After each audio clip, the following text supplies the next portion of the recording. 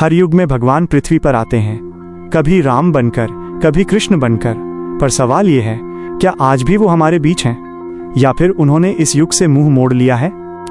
हम अक्सर सुनते हैं सतयुग, त्रेता युग, द्वापर युग, कलयुग, लेकिन क्या कभी सोचा है कि ये युग सिर्फ समय नहीं बल्कि चेतना के स्तर हैं? शास्त्र कहते हैं, यदा यदा हि धर्मस्य ग्लानिर्भवति भारत तदात्मानं सृजाम्यहम्। भगवद गीता 4.7।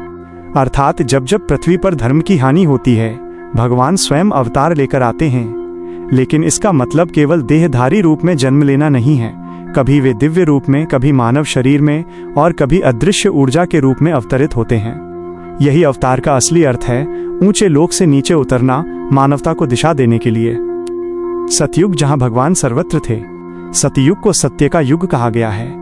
उस समय लोगों के भीतर इतना प्रकाश था कि भगवान को देखने की जरूरत नहीं पड़ती थी, क्योंकि हर जीव में वही चेतना प्रकट थी। लोग ध्यान में बैठकर ईश्वर से सीधा संवाद करते थे। कोई मंदिर, कोई मूर्ति, कोई ग्रंथ नहीं, क्योंकि हर हृदय ही मंदिर था और हर विचार ही प्रार्थना। भगवान उस युग में पृथ्वी पर व्यापक रूप में उपस्थित थे। न किसी अवतार की जरूरत थी, न किसी गुरु की। लेकिन जैसे जैसे मनुष्य का अहंकार बढ़ा, वैसे वैसे सत्य का प्रकाश कम होता गया। त्रेता युग, जब भगवान ने आकार लिया। सतयुग की अंत में जब धर्म का एक पाद गिर गया, तब भगवान ने कहा, अब मुझे रूप में आना पड़ेगा। और फिर हुआ राम अवतार। त्रेता में भगवान ने यह दिखाया कि धर्म केवल ध्यान नहीं बल्कि कर्म का संयम भी है। राम ने दिखाया कि भगवान बनना कठिन नहीं, बस मर्यादा का पालन करना आवश्यक है। उन्होंने पृथ्वी पर जन्म लेकर यह साबित किया कि भगवान भी इंसान बनकर धर्म का आदर्श स्थापित कर सकते हैं। यह पहला संकेत था कि भगवान समय समय पर मानव रूप में आते हैं, ताकि मनुष्य को समझा सकें कि ईश्वर केवल आसमान में नहीं, धरती पर भी हैं। द्वापर युग, जब भगवान ने अपना विराट रूप दिखाया, समय आगे बढ़ा, मनुष्य की इच्छाएं बढ़ीं, धर्म फिर डगमगाया। तब कृष्ण अवतार हुआ। अगर राम ने मर्यादा सिखाई, तो कृष्ण ने बुद्धि और प्रेम का संतुलन सिखाया। राम ने कहा, धर्म का पालन करो, कृष्ण ने कहा, धर्म को समझो। राम अवतार ने सीधे रास्ते दिखाए, कृष्ण अवतार ने गहराई दिखाई। द्वापर युग में भगवान ने यह सिद्ध किया कि वो केवल पूजनीय नहीं, मित्र, सारथी, शिक्षक और प्रेमी भी हो सकते हैं। उन्होंने मानव रूप में रहते हुए हर क्षेत्र, युद्ध, ज्ञान, प्रेम, नीति में पूर्णता दिखाई। कलियुग, जब भगवान अदृश्य हो गए। अब प्रश्न उठता है, जब भगवान हर युग में आते रहे तो कलियुग में कहाँ हैं? यहीं से रहस्य शुरू होता है। शास्त्रों में लिखा है, कलौ तद हरि कथा स्मरणम, अर्थात कलियुग में भगवान का स्मरण ही भगवान का साक्षात्कार है। क्यों? क्योंकि ये युग है अंधकार का नहीं बल्कि परीक्षा का। भगवान अब दिखने नहीं आते, क्योंकि अब मनुष्य की बुद्धि इतनी विकसित हो चुकी है कि उसे पहचानने की परीक्षा दी गई है। आज भगवान का रूप नहीं दिखता, परंतु उनकी ऊर्जा हर जगह प्रवाहित है।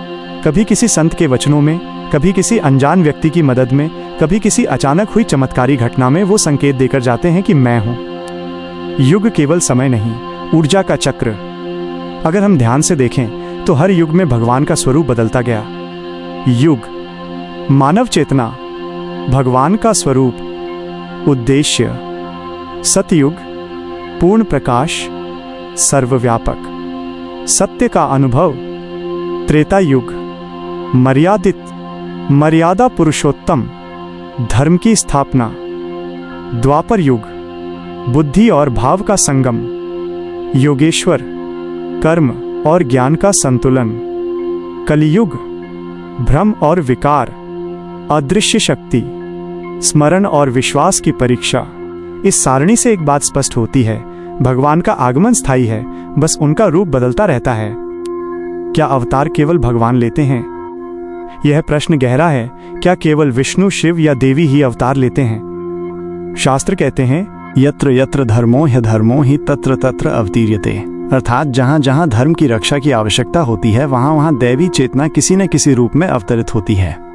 कभी शंकराचार्य के रूप में, कभी नानक, कबीर, मीरा, तुलसीदास या रामकृष्ण परमहंस जैसे रूपों में वो शक्ति फिर से लौटती है, लोगों को जगाने के लिए।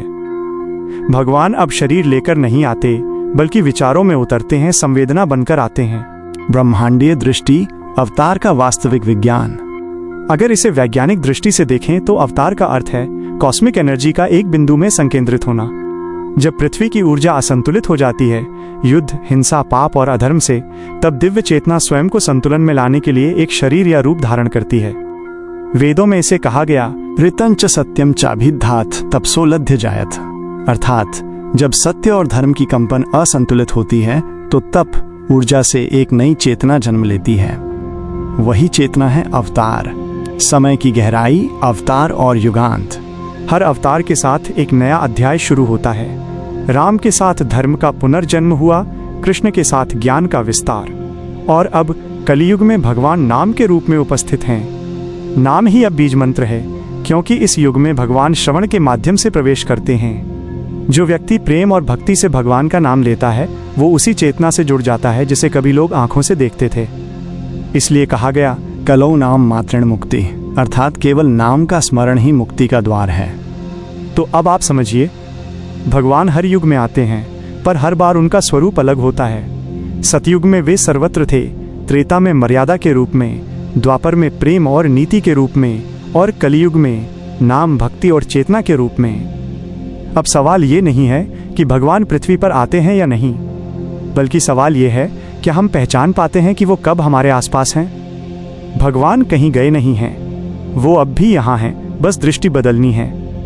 जब धरती पर अधर्म का अंधकार फैल जाता है, जब इंसान का मन लोभ, क्रोध और अहंकार से भर जाता है, जब निर्दोषों की पुकार आकाश को चीर देती है, तब कुछ होता है, कुछ दिव्य, कुछ अदृश्य। तब भगवान उतरते हैं, न कि किसी चमत्कार के लिए, बल्कि संतुलन के लिए। भगवान के अवतरण का कारण धर्म क्यों गिरता है? धर्म का पतन अचानक नहीं होता, ये धीरे धीरे बहुत सूक्ष्म रूप से होता है, जब मनुष्य अपने भीतर के ईश्वर को भूल जाता है।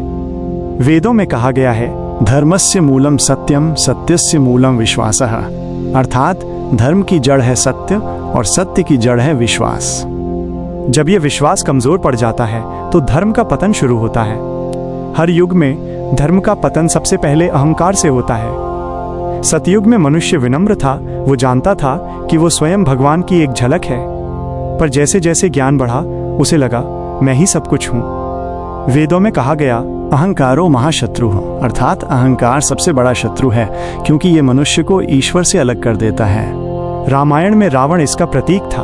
वो ज्ञानी था, शिव भक्त था, पर उसका अहंकार उसे पतन की ओर ले गया। कृष्ण के समय में दुर्योधन भी वही अहंकार था। ज्ञान सबके पास था, पर स्वीकार किसी के पास नहीं। यही कारण है कि भगवान को हर युग में अहंकार को भंग करने के लिए आना पड़ा। जब धर्म की व्याख्या स्वार्थ के अनुसार होने लगती है, तब भगवान को उतरना पड़ता है। त्रेता युग में लोग धर्म को मर्यादा मानते थे, द्वापर में वो नीति और युद्ध नीति में बदल गया, और कलयुग में धर्म अब रिवाज और प्रदर्शन बन गया है।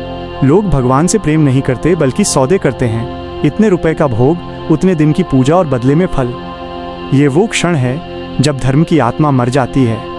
तब ईश्वर को आना पड़ता है ताकि वो ये याद दिला सके कि धर्म कोई क्रिया नहीं, चेतना है।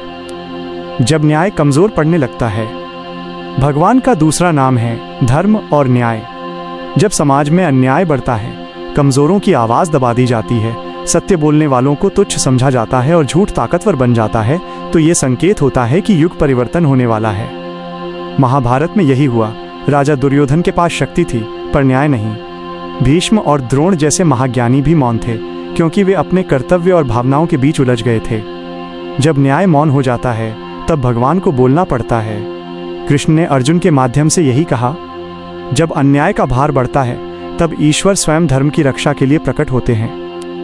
जब मानवता मिटने लगती है, भगवान के अवतरण का सबसे बड़ा कारण है मानवता का पतन।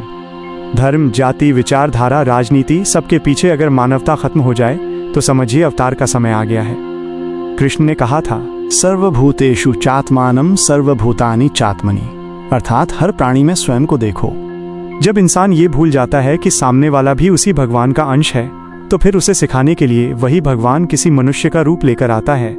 कभी वो बुद्ध बनता है, कभी नानक, कभी शंकराचार्य, हर बार अलग नाम, पर उद्देश्य एक, मानवता को जगाना। जब भक्त पुकारने लगते हैं, भगवान के अवतरण का सबसे पवित्र कारण है भक्त की पुकार। जब कोई भक्त सच्चे मन से पुकारता है, तो वह पुकार आकाश को चीर देती है, फिर चाहे वो भक्त प्रहलाद हो या मीरा या सुदामा, भगवान स्वयं आकर कहते हैं मैं आ गया। विष्णु पुराण में लिखा है, भक्तस्य चानुरागेण हरिः सर्वम करोति, अर्थात भक्त का प्रेम ही भगवान को चलने पर विवश कर देता है। जब पृथ्वी पर सामूहिक रूप से भक्तों की करुण पुकार उठती है तो ब्रह्मांड की ऊर्जा में एक हलचल होती है। वह हलचल ही अवतरण कहलाती है। अवतार केवल युद्ध के लिए नहीं।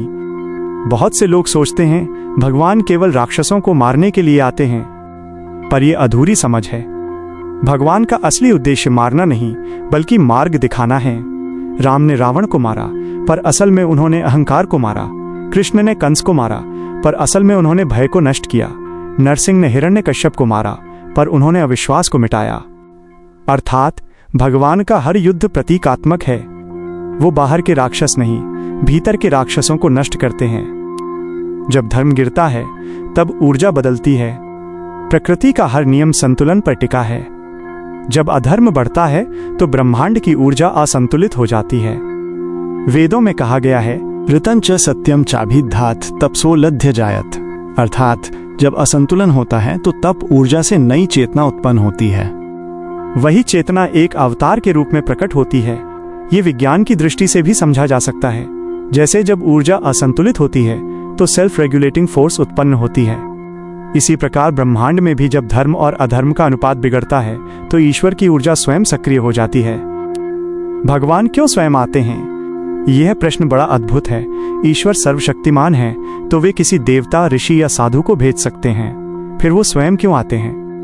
क्योंकि केवल वही जानते हैं कि धर्म को कैसे पुनर्स्थापित किया जाए।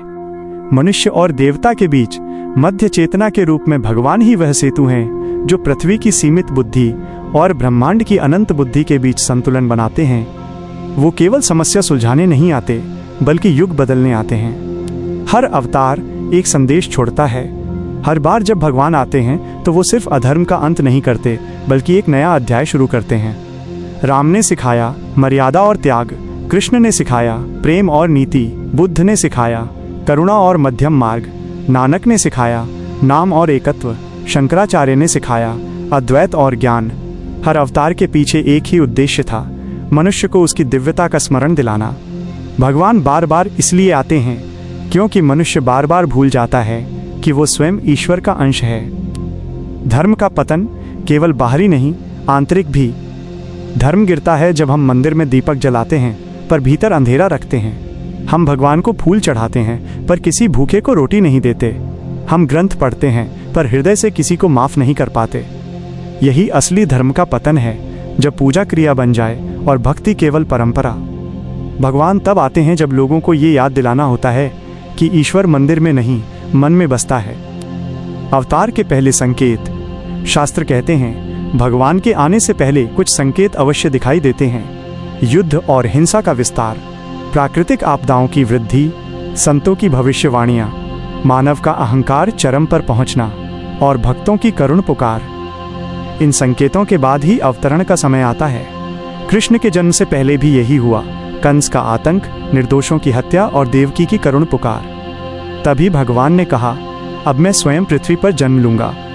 जब ब्रह्मांड में धर्म ऊर्जा कमजोर पड़ती है तो दैवी शक्ति स्वयं को एक शरीर के माध्यम से प्रकट करती है। यह प्रक्रिया ध्यान, प्रेम और कर्म के माध्यम से होती है। ऋषि या माता पिता जिन्हें ये दिव्य कर्म सौंपा जाता है वे इस शक्ति को अपने माध्यम से जन्म देते हैं, जैसे दशरथ काश्यपा, वसुदेव देवकी या यशोदा नंद की भूमिका।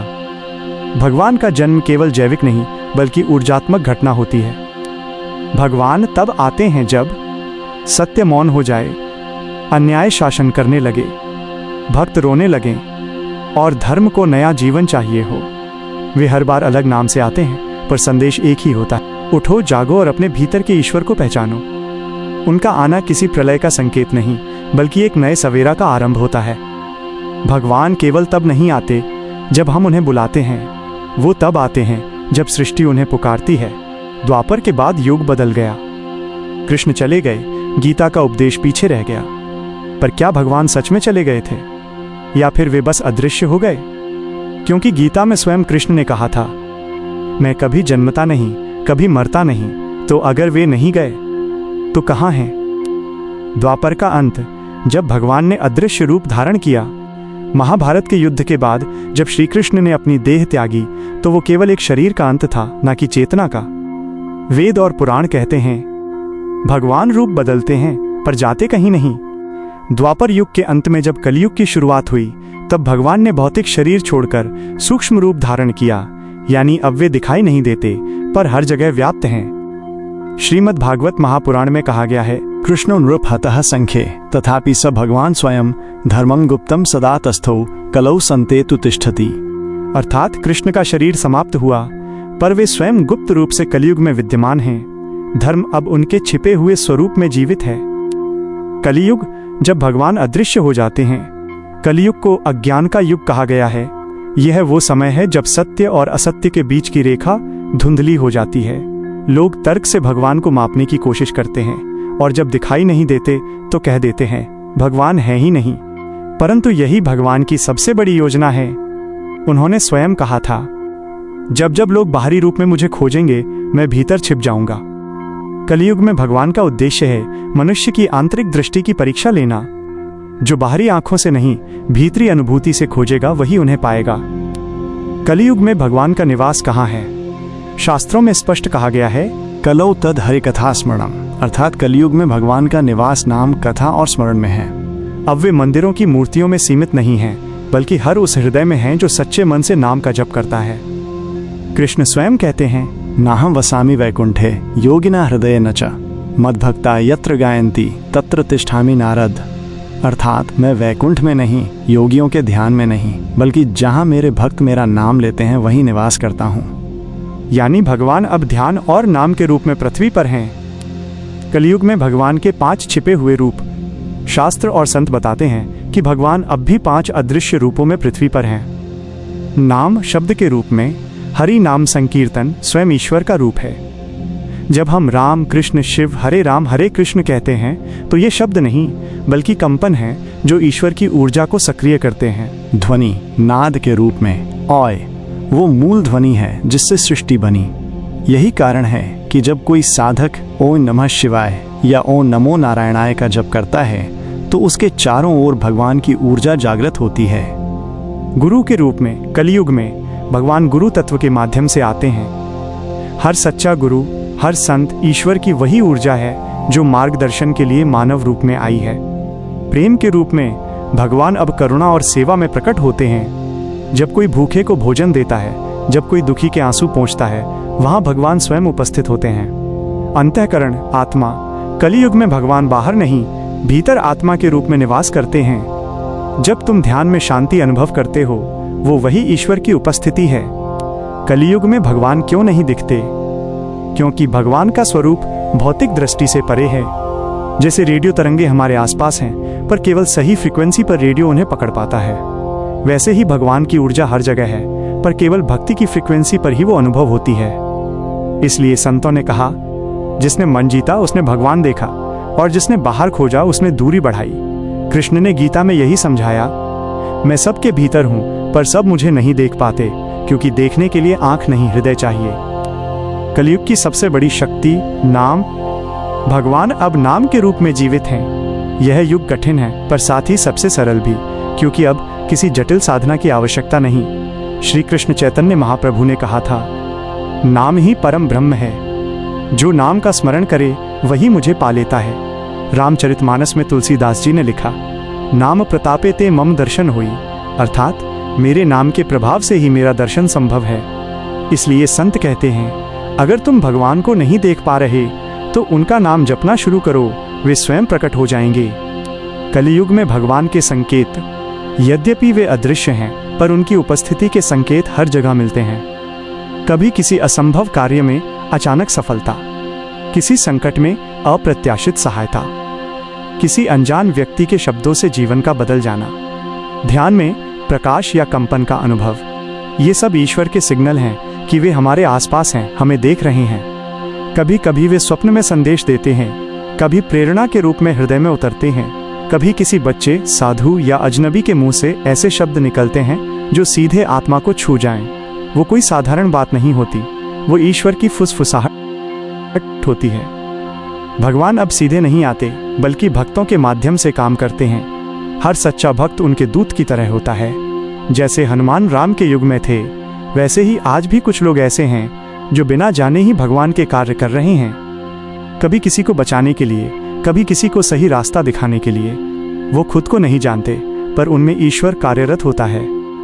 यही कारण है कि कहा गया, भक्तो मम प्रतिनिधयो, अर्थात मेरे भक्त ही मेरे प्रतिनिधि हैं। क्या भगवान कलयुग में अवतार लेंगे? यह प्रश्न सदियों से पूछा जाता रहा है। क्या भगवान फिर से देहधारी रूप में आएंगे? श्रीमद् भागवत में भविष्यवाणी है, कलियुगे प्रथमे भागे कलकिर नामना भविष्यति, अर्थात कलियुग के अंत में भगवान कल की अवतार के रूप में आएंगे जो अधर्म का अंत करेंगे। परंतु उससे पहले भगवान सूक्ष्म रूपों में निरंतर कार्यरत रहेंगे, संतों, योगियों, गुरुओं और सच्चे साधकों के माध्यम से। अर्थात अवतार तो होगा, पर तब जब अधर्म अपनी चरम सीमा पर पहुंच जाएगा। इतिहास में कई घटनाएं ऐसी हुई जहां लोगों ने दिव्य उपस्थिति महसूस की। रमण महर्षि के ध्यानस्थ शरीर से दिव्य प्रकाश निकलना, शिरडी साईं बाबा का एक साथ कई जगह दर्शन देना, रामकृष्ण परमहंस का समाधि में भगवान को देखना, मीराबाई का कृष्ण में विलय होना, ये सब घटनाएं बताती हैं कि भगवान अब भी पृथ्वी पर हैं, पर अब वो मानव शरीर नहीं, चेतना के रूप में कार्य कर रहे हैं। आत्मा, भगवान की उपस्थिति। गीता में श्री कृष्ण ने कहा, ईश्वरः सर्वभूताना हृदयेषु तिष्ठति, अर्थात भगवान हर जीव के हृदय में स्थित हैं। यानी तुम जो आत्मा हो वह ईश्वर की ही झलक है। इसलिए जब तुम भीतर झांकते हो तो वही भगवान तुम्हारे भीतर से उत्तर देते हैं। कलयुग में भगवान का दर्शन किसी मंदिर या तीर्थ में नहीं, बल्कि ध्यान और अंतर्मन में संभव है। भगवान को अनुभव करने का सरल मार्ग, नाम जप, सुबह शाम राम कृष्ण शिव हरे राम हरे कृष्ण का स्मरण करो। हर बार जब तुम नाम लो, वो तरंग तुम्हें ईश्वर की ओर खींचती है। सेवा, किसी की मदद करो बिना स्वार्थ के, वह कार्य ही भगवान की पूजा है। ध्यान, 10 मिनट चुप बैठो और भीतर मैं कौन हूं पूछो। धीरे धीरे तुम्हें भीतर प्रकाश मिलेगा। कृतज्ञता, हर दिन ईश्वर को धन्यवाद दो, बिना मांगे, सिर्फ उनके होने के लिए। भक्ति, मन से प्रेम करो बिना डर के, क्योंकि भय नहीं, प्रेम ही भगवान तक ले जाता है। भगवान अदृश्य हैं पर अनुपस्थित नहीं। भगवान अब भी यहाँ हैं। वो हवा की तरह हैं, दिखाई नहीं देते पर हर श्वास में हैं। जब तुम किसी को प्रेम से देखते हो वहाँ भगवान हैं। जब तुम किसी की मदद करते हो वहाँ भगवान हैं। जब तुम सत्य बोलते हो वहाँ भगवान मुस्कुराते हैं। कृष्ण चले नहीं गए, वो बस अदृश्य हो गए ताकि तुम उन्हें अपने भीतर खोज सको। भगवान अब बाहर नहीं उतरते, क्योंकि अब वे भीतर निवास करते हैं। जो भीतर झांकेगा वही उन्हें देखेगा।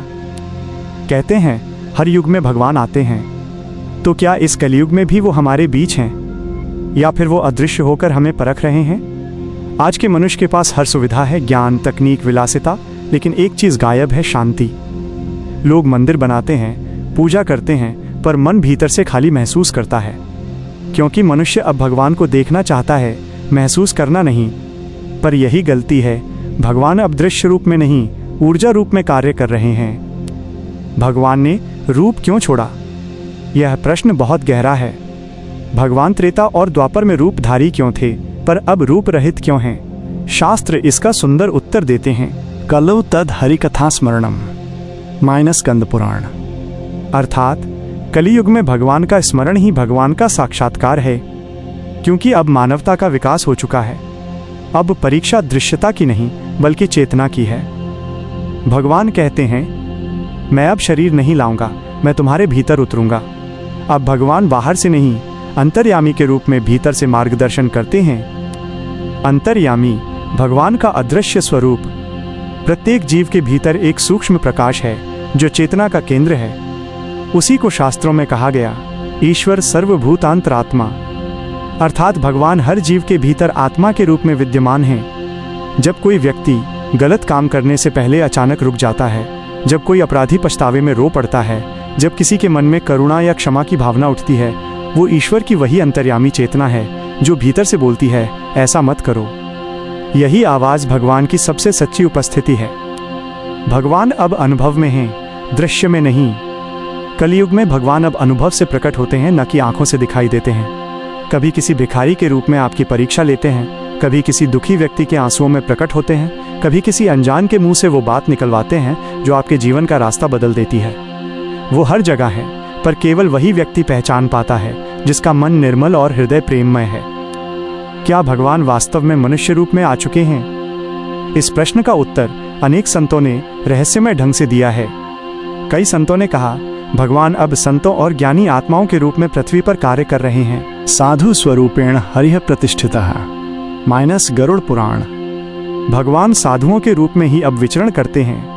इसलिए जब आप किसी सच्चे संत या सद्गुरु के चरणों में बैठते हैं तो वहां केवल व्यक्ति नहीं होता, बल्कि दिव्यता की चेतना कार्य कर रही होती है। गुरु कलयुग के अवतार रूप। गुरु का अर्थ है जो अंधकार को दूर करे, और यही इस युग का सबसे बड़ा चमत्कार है। भगवान अब गुरु तत्व के रूप में धरती पर उपस्थित हैं। जब श्री कृष्ण ने गीता में कहा, तद्विद्धि प्रणिपातेन परिप्रश्नेन सेवया, तो वो यही कह रहे थे कि भगवान को खोजने का सबसे सीधा रास्ता सद्गुरु का मार्ग है। क्योंकि सद्गुरु में वही चेतना जागृत होती है जो राम, कृष्ण या शिव में थी। गुरु अब वो माध्यम है जिससे दिव्यता मनुष्य तक पहुंचती है। कलियुग में अवतार, रहस्यमय भविष्यवाणी। कई पुराणों में वर्णन है कि भगवान का अंतिम अवतार, कल्कि अवतार, इसी युग के अंत में होगा। लेकिन ये अवतार अचानक नहीं होगा, बल्कि धीरे धीरे चेतना का उदय होगा। लोग पहले मानवता को समझेंगे, फिर धर्म को और फिर सत्य को। जब अधर्म अपनी चरम सीमा पर होगा, तब वही चेतना कल की रूप में प्रकट होगी, जो आज अदृश्य रूप में मानवता को तैयार कर रही है। यदा यदा ही धर्मस्य। यह केवल भूतकाल नहीं बल्कि भविष्य का भी संकेत है। आधुनिक विज्ञान और दिव्य चेतना।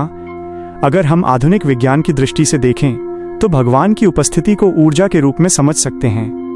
क्वांटम फिजिक्स कहती है, हर कण में चेतना है, और यह चेतना किसी अदृश्य स्रोत से जुड़ी है जिसे वे यूनिवर्सल कॉन्शियसनेस कहते हैं। वेदों में यही बात कही गई, सर्वं खल्विदं ब्रह्म, अर्थात सब कुछ ब्रह्म है, सब में वही चेतना प्रवाहित है। यानी विज्ञान भी अब इस बात को स्वीकार कर रहा है कि एक अदृश्य ऊर्जा इस संसार को नियंत्रित कर रही है, वही ऊर्जा जिसे हमारे ऋषि ईश्वर कहते थे। क्या भगवान अब भी संकेत देते हैं? हाँ, पर केवल उन लोगों को जो सुनना जानते हैं। कभी किसी बच्चे की मुस्कान में, कभी किसी अजनबी के शब्दों में, कभी किसी संकट से बाल बाल बचने में वो संकेत देते हैं, मैं यहाँ हूँ। लेकिन जो केवल प्रमाण खोजता है वो उन्हें कभी नहीं देख पाता, क्योंकि भगवान को तर्क से नहीं, विश्वास से देखा जा सकता है। श्रद्धावान लभते ज्ञानम - गीता 4.39। अर्थात केवल श्रद्धा रखने वाला ही ज्ञान प्राप्त कर सकता है। जब आप पुकारते हैं वो उत्तर देते हैं। कभी किसी रात अकेले रोते समय आपको ऐसा लगा कि कोई सुन रहा है? कभी कठिन समय में अचानक सहायता मिल गई? वो संयोग नहीं, वही ईश्वर की करुणा है। भगवान अब प्रकट होकर नहीं आते, बल्कि घटनाओं के रूप में उतरते हैं। आपके जीवन की हर परीक्षा, हर मुलाकात, हर अनोखा क्षण एक दिव्य योजना का हिस्सा है। क्या भगवान कलयुग में भौतिक रूप में भी आएंगे? कई धर्मग्रंथ कहते हैं, हाँ, कल की अवतार का समय निकट है, परंतु उसका अर्थ घोड़े पर सवार एक योद्धा नहीं, बल्कि एक ऐसी चेतना का प्रकट होना है जो मानवता को पुनः धर्म की ओर ले जाएगी। वो चेतना पहले लोगों के हृदयों में उतरेगी, फिर कर्मों में प्रकट होगी। इसलिए कहा गया, अवतार बाहर नहीं, भीतर होता है। पहचान कैसे करें कि भगवान हमारे आसपास हैं?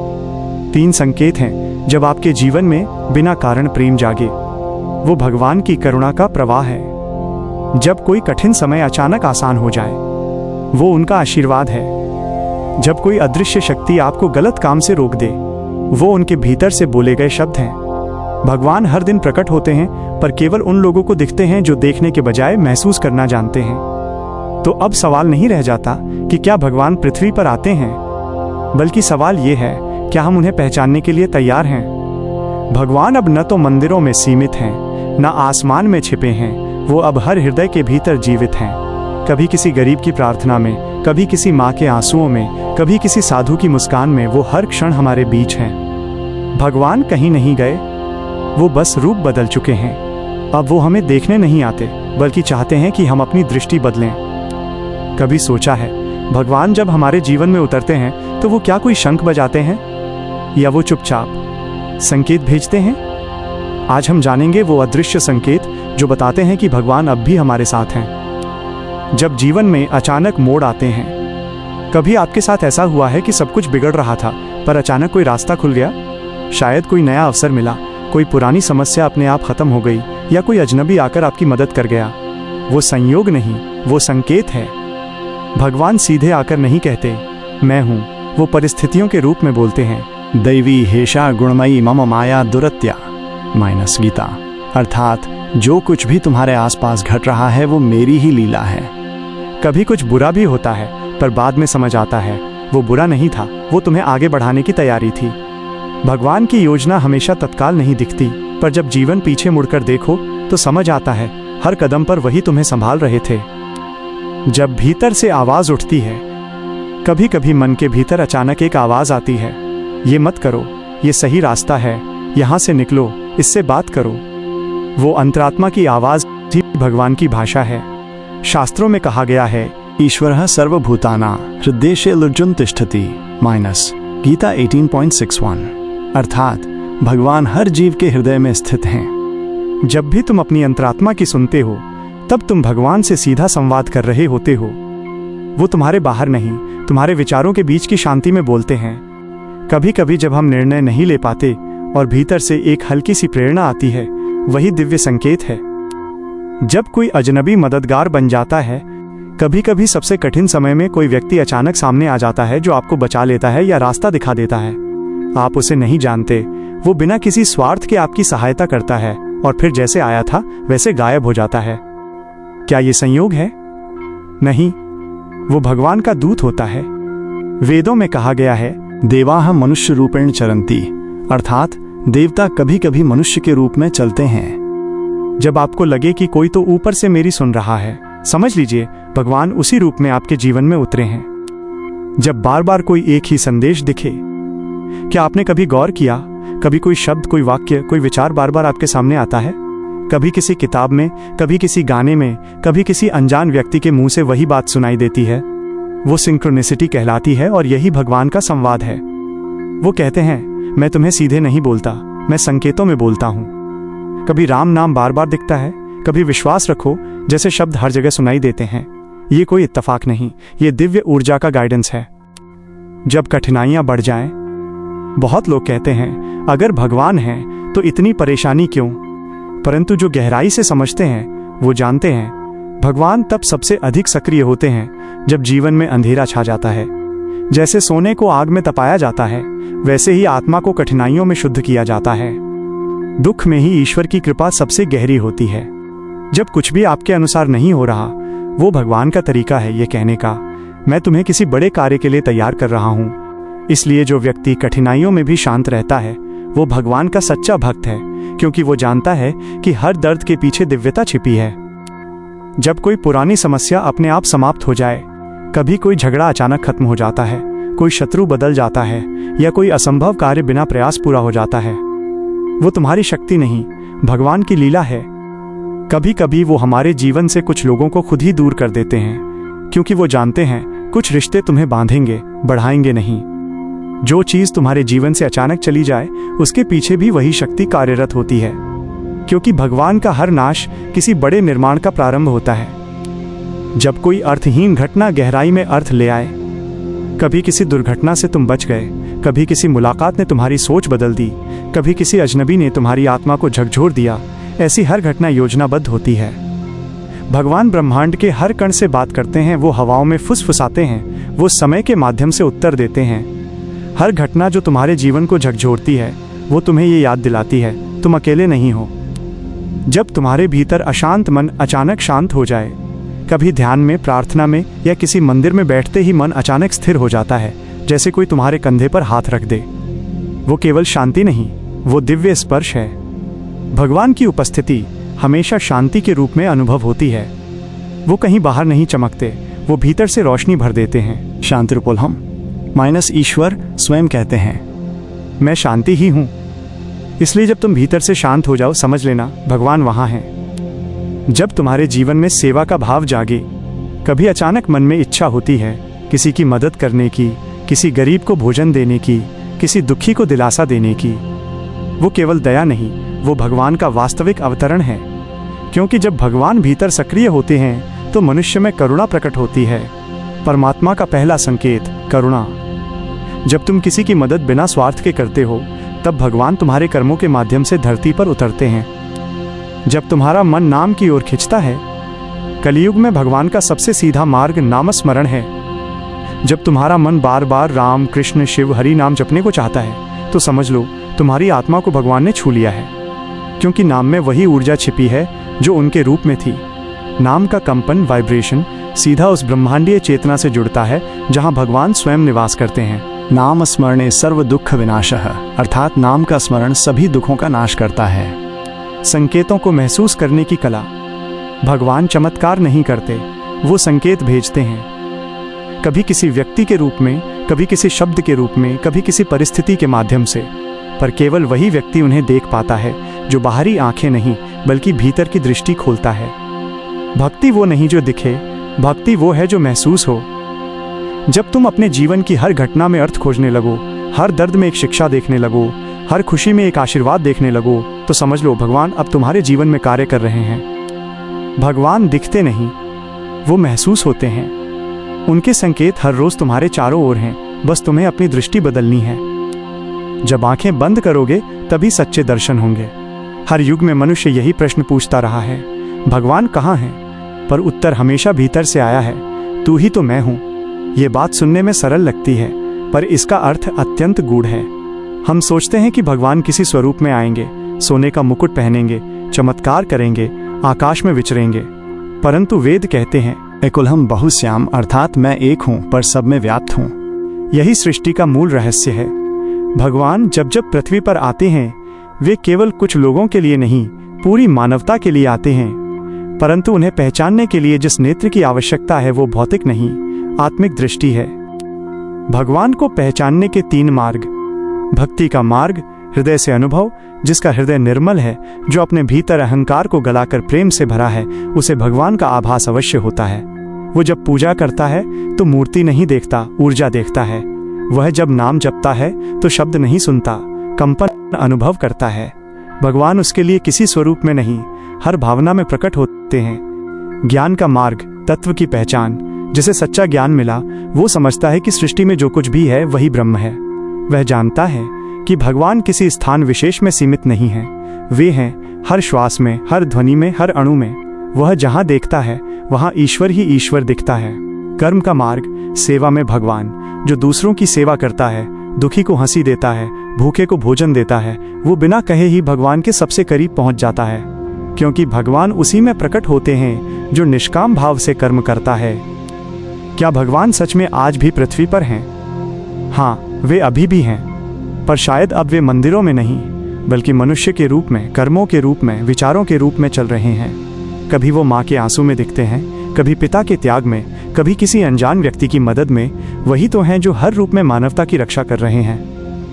भगवान के अवतार अब केवल चमत्कार करने नहीं आते, अब वे जगाने आते हैं, लोगों को ये समझाने कि भगवान बाहर नहीं भीतर हैं। संतों और महात्माओं की दृष्टि में भगवान, कबीर ने कहा, मस्जिद चढ़ी कर देखिया, मंदिर देखिया जाए, ना तो घर में ढूंढिया, जहाँ घर घर में ठाई।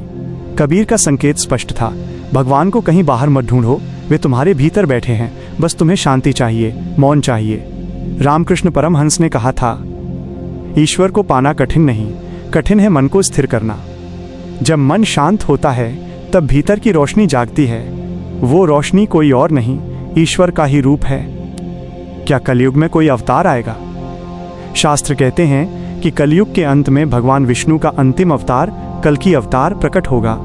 परंतु ये केवल एक भविष्यवाणी नहीं है, ये एक संकेत है कि जब अंधकार अपनी चरम सीमा पर पहुंच जाएगा तब प्रकाश का एक नया रूप जन्म लेगा। वो कल्कि किसी एक व्यक्ति के रूप में नहीं बल्कि सत्य के जागरण के रूप में आएंगे। हर वो व्यक्ति जो भीतर से सत्य, प्रेम और धर्म के मार्ग पर चलेगा वही उस कल्कि चेतना का हिस्सा बनेगा। भगवान की उपस्थिति का विज्ञान। जब कोई व्यक्ति भक्ति में लीन होता है उसके मस्तिष्क से अल्फा और थीटा वेव्स निकलती हैं जो शांत ऊर्जा के रूप में पूरे शरीर में फैलती हैं। वह व्यक्ति जब ओम का उच्चारण करता है तो उसके भीतर की ऊर्जा और ब्रह्मांडीय स्पंदन एक तालमेल में आ जाते हैं। इस क्षण में वह केवल व्यक्ति नहीं रहता, वह परमात्मा के साथ एक हो जाता है। यही है भगवान का पृथ्वी पर आना। जब किसी इंसान का हृदय पूर्ण रूप से ईश्वरीय चेतना से भर जाता है तो उसमें भगवान स्वयं प्रकट होते हैं। वो चलता है, बोलता है, पर भीतर से वो बन जाता है। भगवान को अनुभव करने का रहस्य। भगवान को देखने से पहले हमें उन्हें महसूस करना सीखना होगा। वो मंदिर की घंटी में है, वो नदी के जल में है, वो बच्चे की मुस्कान में है, वो किसी बूढ़ी माँ की प्रार्थना में है। जब तुम हर जीव में भगवान को देखना शुरू कर दोगे तो तुम्हें किसी अवतार की प्रतीक्षा नहीं करनी पड़ेगी, क्योंकि तब हर क्षण अवतार होगा। जीवन का सबसे बड़ा सत्य, हम सब ईश्वर के अंश हैं। वो कभी रूप लेकर आते हैं, कभी संदेश बनकर, कभी कृष्ण बनते हैं, कभी कबीर, कभी बुद्ध, कभी नानक, और कभी तुम्हारे भीतर की करुणा बनकर। जब तुम किसी के आंसू पोंछते हो, वो भगवान तुम्हारे हाथों से किसी और की पीड़ा मिटा रहे होते हैं। जब तुम सत्य के लिए खड़े होते हो, वो भगवान तुम्हारे स्वर में बोल रहे होते हैं। अंतिम संदेश, भगवान प्रतीक्षा नहीं करते, बस उपस्थित रहते हैं। भगवान कहीं दूर नहीं, वे बस अनुभव की दूरी पर हैं। उन तक पहुंचने के लिए न मंत्र चाहिए, न मठ, न कोई पर्वत, बस एक सच्चा हृदय चाहिए। जहां प्रेम है वहां परमात्मा है, जहां अहंकार है वहां दूरी है। अगर तुम प्रेम में हो तो जान लो भगवान तुम्हारे साथ हैं। अगर तुम्हारा मन शांत है तो समझो भगवान बोल रहे हैं। और अगर तुम्हारे कर्म सत्य के मार्ग पर हैं तो मानो भगवान तुम्हारे भीतर ही जन्म ले चुके हैं। भगवान को खोजने मत जाओ, बस खुद को खोदो, क्योंकि जहां मैं नहीं रहता वहीं वो प्रकट होता है।